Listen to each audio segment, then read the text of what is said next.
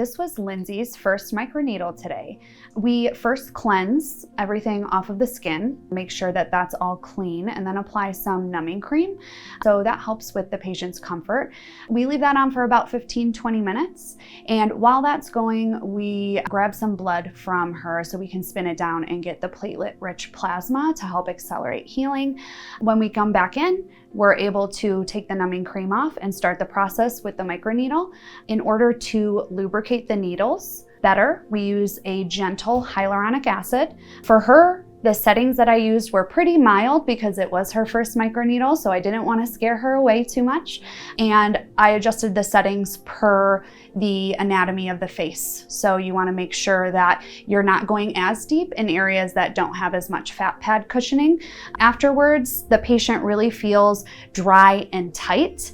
I make sure that I always change my gloves, and then we moved on to the next process, which was her laser. In order to do the laser, we just have to make sure that the heat is safe for her melasma. So we did a Laze MD light settings. Afterwards, we applied the PRP into those microchannels so it can bring all of the yummy proteins to help heal her skin quicker.